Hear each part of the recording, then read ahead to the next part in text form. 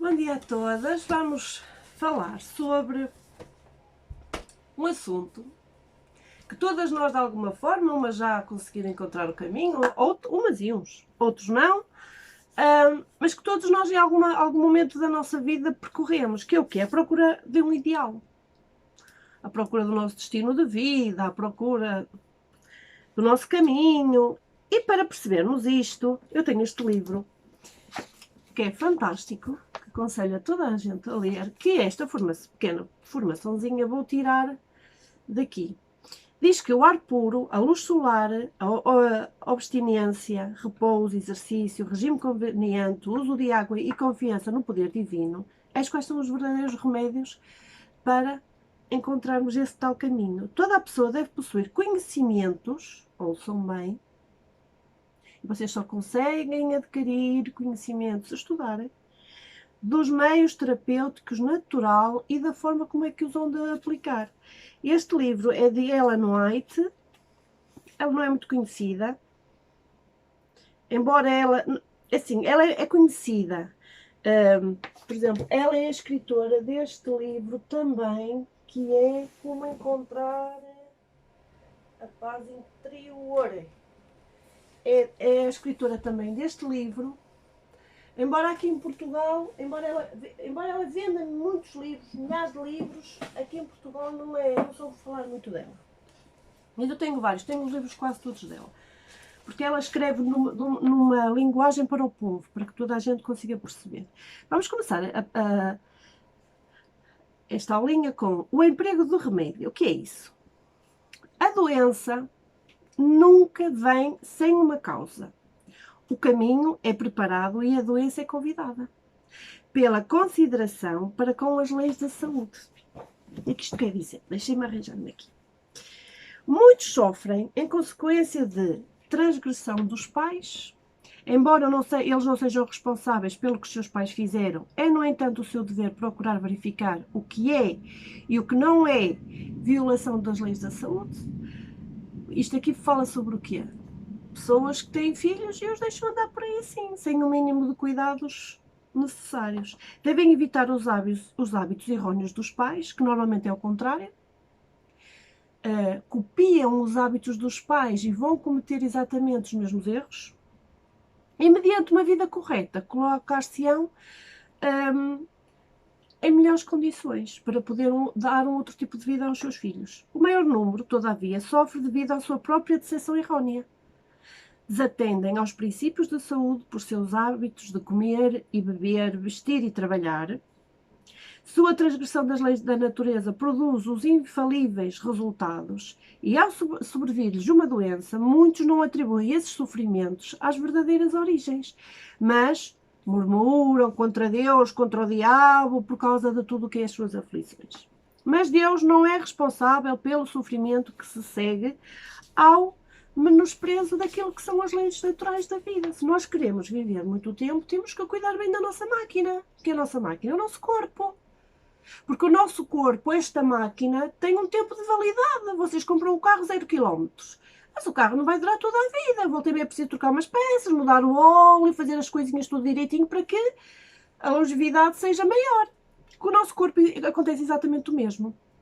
Deus nos dotou com certa quantidade de força vital, formou-nos também com órgãos adequados à manutenção das várias funções da vida e designa que esses órgãos operem juntos, em harmonia, não é? O meu cérebro pensa, levantar o braço levanta. Cheirar, ver, o cérebro comanda e o resto dos órgãos do corpo reage. Se preservarmos cuidadosamente a força vital, mantendo o delicado mecanismo do corpo em ordem, o resultado é saúde. Mas se a força vital é esgotada muito rapidamente, o sistema nervoso toma emprestado de seus fundos de resistência e a força necessária para o uso. E quando um órgão é prejudicado, todos os outros órgãos automaticamente são afetados. É uma cadeia dominó. A natureza sofre muito abuso sem aparente resistência. Levantam-se então fazendo decidido esforço para remover os efeitos do maltratamento a que é submetida. Os seus esforços para corrigir estas condições manifestam-se muitas vezes em febre e várias outras formas de doença. Remédios racionais. Quando o abuso da saúde é levado tão longe que traz como resultado a enfermidade, o doente pode muitas vezes fazer por si mesmo o que ninguém mais pode fazer. A primeira coisa é verificar o verdadeiro caráter do mal. Porquê que está a sofrer a padecer daquele mal, daquela doença? E então operar inteligentemente para remover a causa. Se a harmoniosa operação do organismo se desequilibrou por excesso de trabalho, de comida ou de outras irregularidades, não tenteis ajustar a desordem ajustando uma carga de venenosos medicamentos. Ok? A intemperança no comer é muitas vezes a causa da doença. E o que a natureza precisa mais é ser aliviada da indevida carga que lhe foi imposta. Em muitos casos da doença, o melhor remédio é o paciente jejuar. Jejuar por uma ou duas refeições, a fim de que a sobrecarga que existe nos órgãos digestivos tenha a oportunidade de descansar. Um regime de frutas por alguns dias tem muitas vezes produzido grandes benefícios aos que trabalham com o cérebro, aqueles que trabalham mentalmente. Para quem não sabe, quem tem como trabalho um trabalho intelectual tem que consumir muita fruta e variada fruta. Mas, muitas vezes, um breve período de inteira abstinência de comida, seguido de alimentos simples e moderadamente tomado, tem levado à cura por meio dos próprios esforços recuperadores da natureza. Não estou a dizer que vocês não têm que ir ao médico, não estou a dizer que vocês não têm que comer. Estou a falar quando, por exemplo, aqueles dias que, por exemplo, que nós nos sentimos que abusamos, os 2 ou 3 dias seguintes ter um certo cuidado com a alimentação. Um regime de abstinência, embora eu faça mesmo um jejum intermitente, um regime de abstinência por 1 ou 2 meses haveria de convencer a muitos sofredores que a vereda da abnegação é o caminho para a saúde. As pessoas comem como porcos, a maioria. E eu falo por mim. Tenho os meus dias de loucura. Mas depois, logo a seguir, não pode ser assim e tento. Agora vamos falar sobre o repouso como remédio. Descanso. Alguns se tornam doentes por excesso de trabalho. Para esses, o descanso, a libertação do cuidado e um regime reduzido são essenciais à restauração da saúde. Para os que estão mentalmente fatigados e nervosos, porque quando as pessoas, o cansaço é mental, o nervosismo é imenso. Devido ao trabalho contínuo e restrição limitada de ambiente, uma visita ao campo, por exemplo, natureza, onde podem viver uma vida simples, livre de cuidados, pondo-se em íntimo contacto com as coisas da natureza, será muito salutar. Vagar pelos campos e pelas matas, pelos bosques, apanhando flores, escutando os cânticos dos pássaros, fará por seu restabelecimento incomparavelmente mais que qualquer outra coisa. Na saúde e na doença, a água pura é uma das maiores e mais excelentes bênçãos que o céu nos envia. Foi a bebida provida por Deus para saciar a sede de homens e animais. Bebida abundantemente, ela ajuda a suprir as necessidades do organismo e a natureza em resistir à doença. A aplicação, aqui quando fala natureza é o nosso corpo. A aplicação externa da água é um dos mais fáceis e mais satisfatórios meios de regular a circulação do sangue, por exemplo. Um banho frio ou fresco, porque não, é um excelente tónico. O banho quente abre os poros, auxiliando assim na eliminação das impurezas. Tanto os banhos quentes como os neutros acalmam os nervos e equilibram a nossa circulação. Muitos há, porém, que nunca aprenderam por experiência os benéficos efeitos do devido uso da água e até nem bebem nada. Os tratamentos hidroterapêuticos não são apreciados como deviam ser, hidroginástica e por aí fora, e aplicá-los bem requer trabalho que muitos não estão dispostos a ter. Mas ninguém se devia sentir desculpado da ignorância ou da indiferença neste assunto. Há muitas maneiras pelas quais a água pode ser aplicada para aliviar o sofrimento e combater a doença. Todos devem se tornar entendidos no emprego da mesma, nos simples tratamentos domésticos. As mães, especialmente, devem saber tratar das suas famílias, tanto na saúde como na enfermidade. As mães e os pais, não são as mães. A atividade é uma lei do nosso ser. Todo órgão do corpo tem uma obra designada, de cujo desempenho depende o seu desenvolvimento e vigor. A função normal de todos os órgãos dá resistência e vigor, ao passo que o não uso, ao passo que se não os usar, leva à decadência e à morte. Atai um braço suspenso, mesmo por poucas semanas que sejam, e depois soltai-o das suas ligaduras e vereis que se acha mais fraco do que o que mantivestes, em uso moderado durante o mesmo período. Se nós pusermos um braço ao peito, os músculos vão ficar atrofiados. O outro braço continua a trabalhar. Mesmo o outro trabalhando, no final de umas semanas com um anda ao peito, o que trabalhou, portanto, isto está a falar sobre o quê? Sobre exercício físico. Não têm que ir fazer culturismo para o ginásio, nada disso. Gostam de dançar, meia hora por dia, nem precisam sair de casa. Nós nascemos numa era em que temos tudo à nossa mão e não fazemos uso, ou a grande maioria das pessoas não faz. Internet, metem um vídeo, aprendam a dançar qualquer coisa. A inatividade produz o mesmo efeito sobre todo o sistema muscular. A inatividade é prolífera, causa de doenças. O exercício aviva e equilibra a circulação do sangue, mas na ociosidade o sangue não circula livremente e não ocorrem as mudanças que nele se operam. E são tão necessárias à vida e à saúde. Também a pele se torna inativa. Querem ter uma pele bonita? Têm que fazer exercício físico. Dançar. Toda a gente gosta de dançar, ou quase toda a gente gosta. Por exemplo, eu adoro.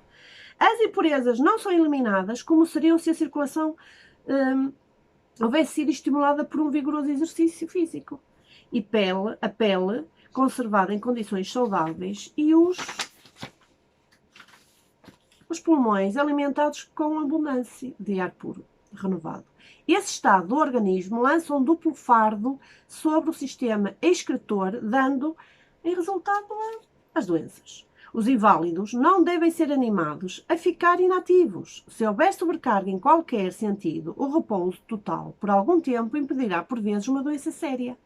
Mas, no caso de inválidos crónicos, raramente é necessário suspender toda a atividade. Os que se acham esgotados em virtude do trabalho mental devem repousar dos pensamentos fatigantes, mas não devem ser levados a crer que seja perigoso usar de algum modo as faculdades mentais. Muitos são inclinados a considerar o seu estado pior do que na realidade ele é. E esse estado de espírito não é favorável à cura e não deve ser animado. Professores, alunos e outros obreiros intelectuais, por exemplo, sofrem frequentemente doenças provenientes do pesado esforço mental não atenuado pelo exercício físico. Quanto mais, mas o meu trabalho não é pesado, eu estou todo o dia a uma secretária, não, essas pessoas é que têm que fazer mais exercício do que esses que fazem um trabalho pesado. Hábitos de estrita temperança no viver, ao lado de conveniente exercício, assegurariam vigor tanto físico como mental, dando capacidade de resistência a todos os obreiros que trabalham com o cérebro. Os que sobrecarregaram suas forças físicas não devem ser animados a abandonar inteiramente o trabalho manual, mas o trabalho físico, para produzir os melhores resultados, deve ser sistemático e aprazível. O exercício ao ar livre é o melhor. Deve ser arranjado de maneira a revigorar pelo uso os órgãos que têm estado mais enfraquecidos. Convém que o coração esteja posto nisso. O trabalho manual nunca deveria degenerar em esforço excessivo. Quando os inválidos nada têm em que ocupar o tempo e a atenção, os seus pensamentos se concentram em si mesmos e tornam-se mórbidos e irritáveis. Muitas vezes se preocupam com o mal que sentem a ponto de se julgarem muito pior do que na realidade estão e inteiramente incapazes de fazer qualquer coisa. Em todos esses casos, o bem orientado exercício físico se demonstraria um eficaz remédio. Em alguns casos, ele é indispensável à restauração da saúde.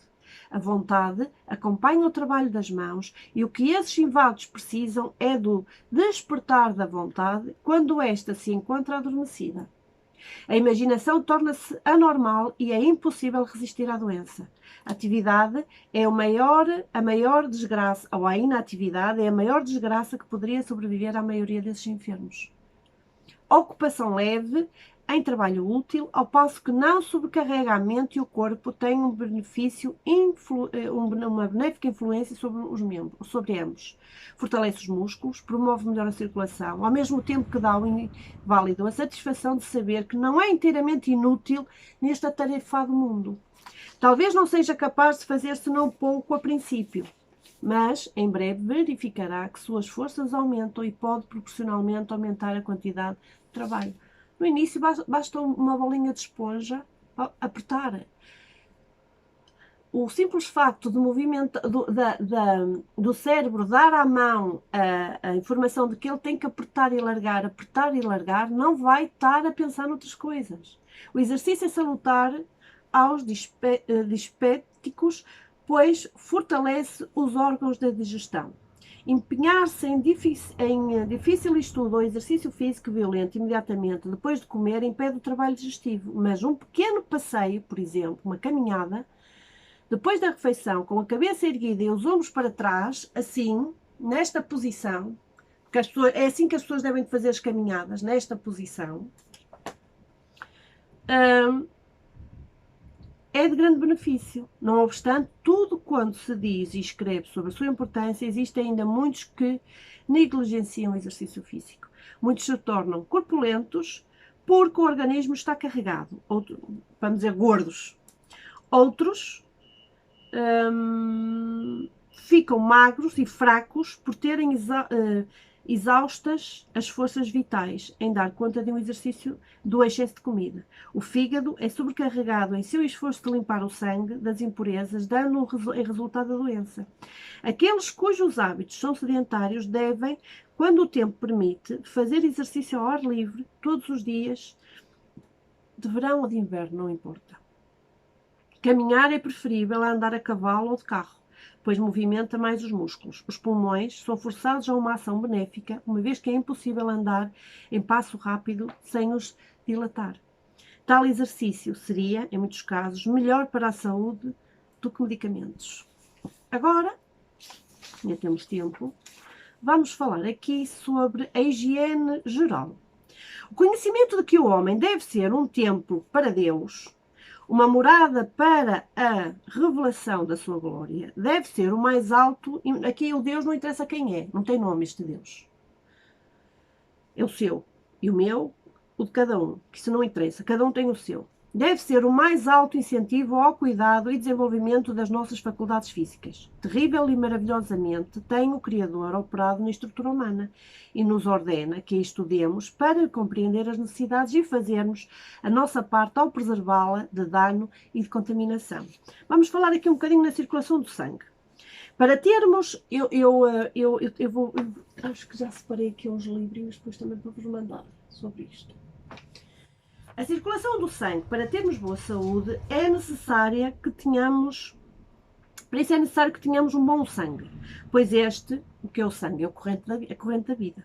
Ele repara os desgastes e nutre o corpo. Quando provido dos devidos elementos de alimentação e purificação e vitalizado pelo contacto com o ar puro, porque o contacto com o ar puro é que vitaliza o sangue, leva a cada parte do organismo vida e vigor.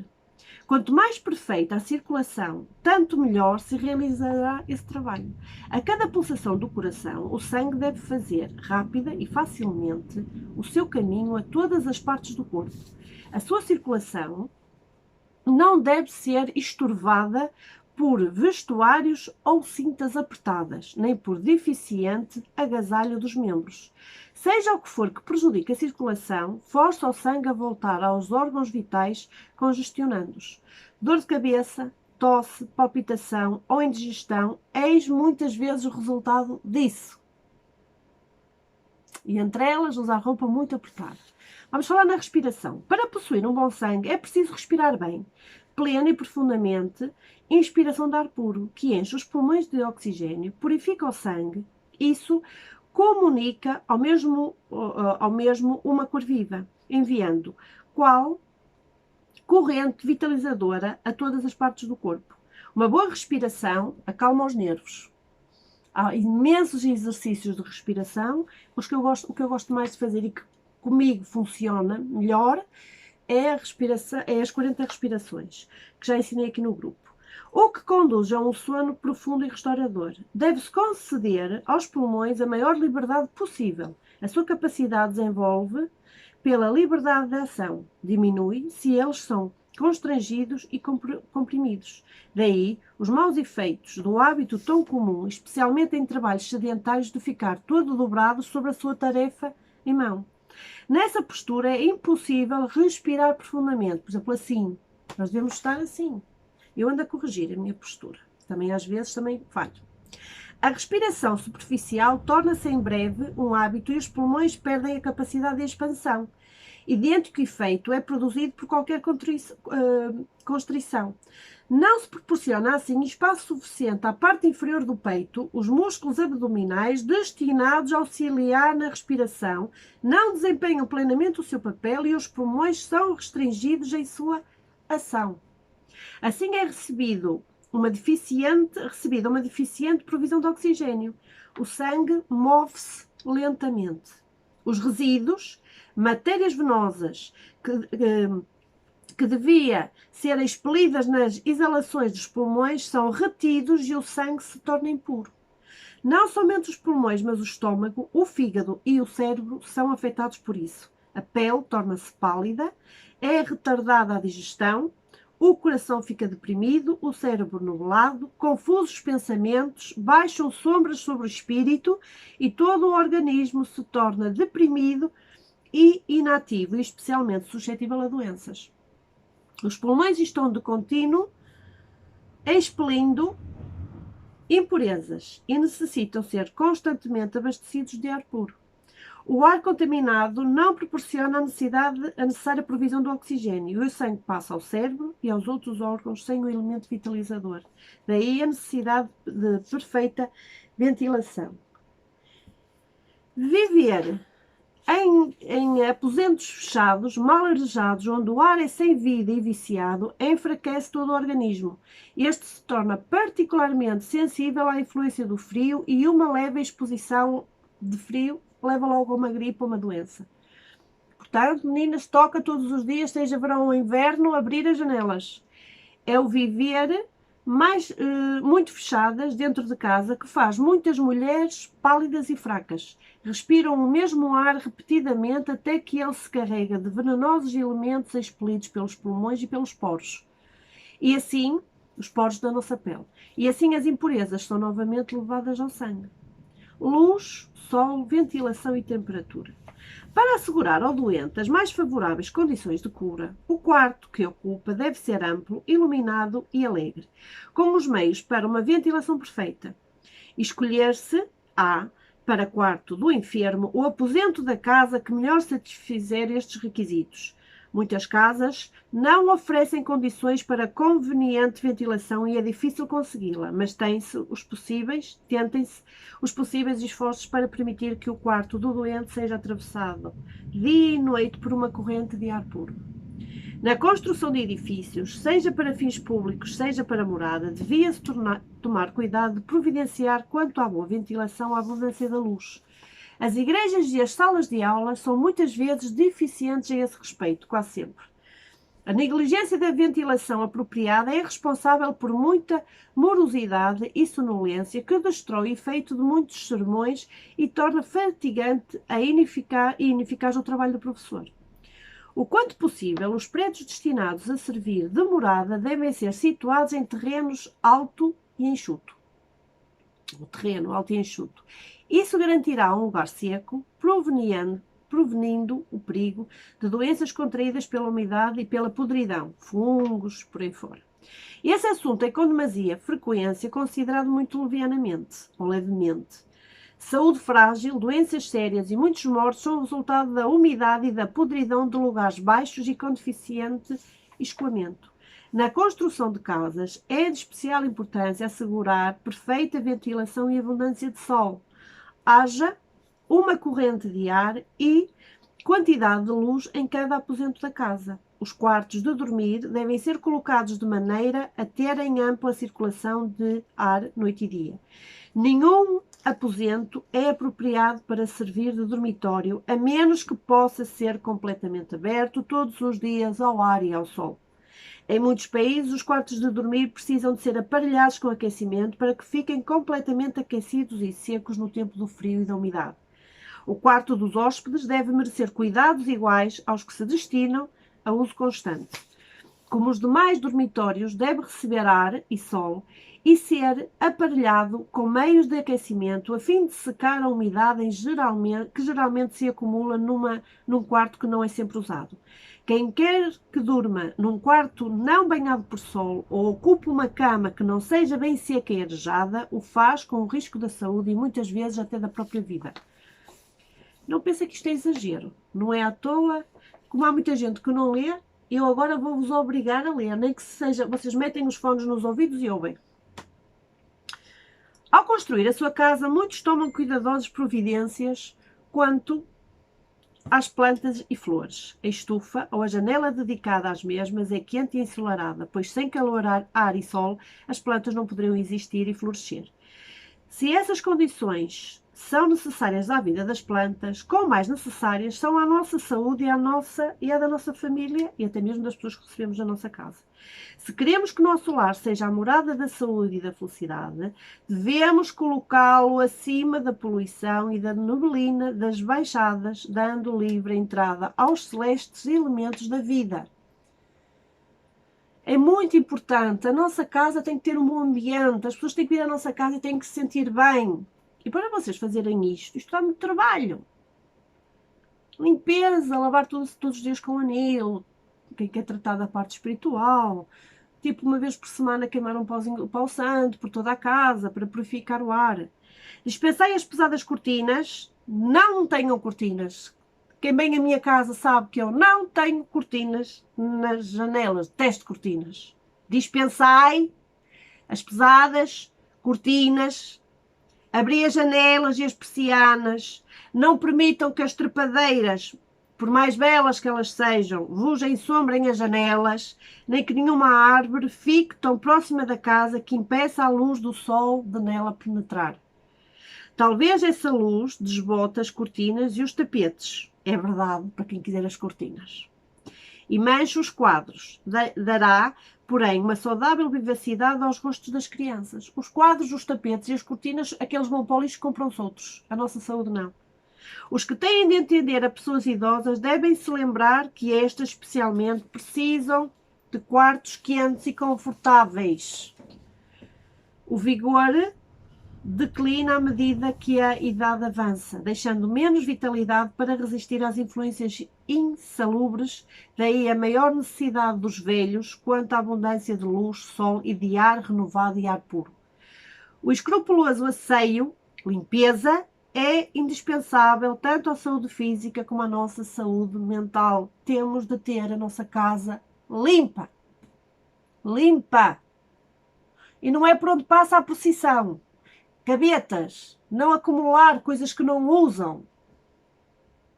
Impurezas são constantemente impelidas do corpo por meio da pele e seus milhões de poros logo ficam obstruídos, a menos que se mantenham limpos mediante banhos frequentes, e as impurezas que deviam sair pela pele se tornam mais uma sobrecarga aos órgãos que têm que eliminar as impurezas. Muitas pessoas tirariam proveito de um banho frio ou tépido por dia. Pode ser de manhã ou à noite, não importa. Em vez de tornar mais sujeito a resfriados, a constipações, um banho devidamente tomado fortalece contra os mesmos, porque melhora a circulação. O sangue é levado à superfície, conseguindo-se que ele aflua mais fácil e regularmente às várias partes do nosso organismo. A mente e o corpo são igualmente revigorados. Os músculos tornam-se mais flexíveis e mais vivos. O nosso intelecto também acaba por se tornar mais vivo. O banho é um calmante dos nervos, ajuda os intestinos, o estômago, o fígado, dando saúde e energia a cada um, o que promove o quê? A digestão. Ai, Adriana, mas nós estamos aqui a ter uma aula sobre saúde. Não, estamos a ter uma aula sobre espiritualidade. O problema é que as pessoas acham que estudar espiritualidade é estudar livros espíritas.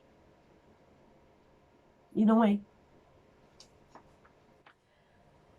Também é importante que a roupa esteja sempre limpa. O vestuário usado absorve os resíduos expelidos pelos poros, não sendo frequentemente mudado e lavado, serão as impurezas reabsorvidas.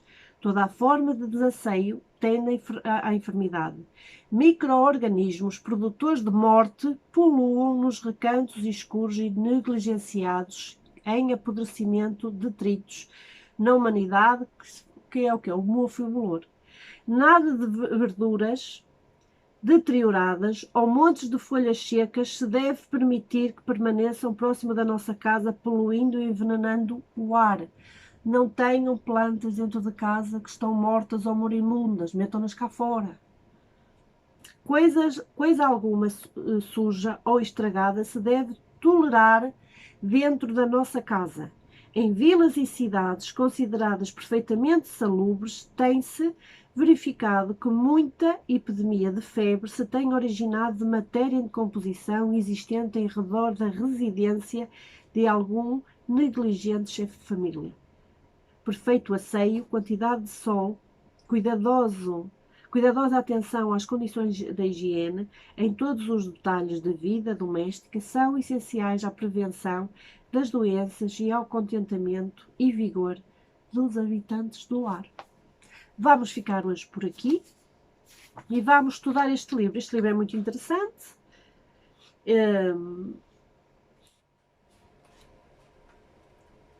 E vai nos ensinar, vai falar sobre a simpatia, por exemplo, sobre imensas coisas, muitas chamadas à Bíblia, para quem gosta de ler a Bíblia.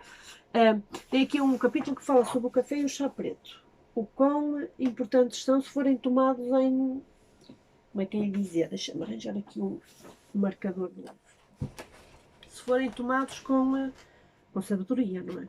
Nada de exagero. Nada faz mal. Tudo que é exagerado faz. Ok? Vamos ficar por aqui. Estamos a estudar este livro na procura de um ideal que é fantástico e, portanto, vamos dar umas aulinhas sobre ele. As aulas estão assim sobressaltadas, mas é mesmo propositadamente. Para não se tornar assim uma... Ainda hoje vou gravar mais uma parte sobre o tarot, o Read White, que estou a dar, e vamos fazer assim aulas diferenciadas, só sempre ir abaixo. Beijinhos no coração. Eu não falei, sou a Adriana Soares, que há pessoas que estão aqui que não fazem parte do círculo de membros e depois também não me conhecem. Sou a Adriana Soares e partilho tudo aquilo todo conhecimento que eu adquiro, partilho. É a sua função do canal, não é mais do que isso. Tudo aquilo que eu aprendo e que para mim de alguma forma fez a diferença, eu partilho para quem quiser ouvir. Beijinhos no coração, até amanhã.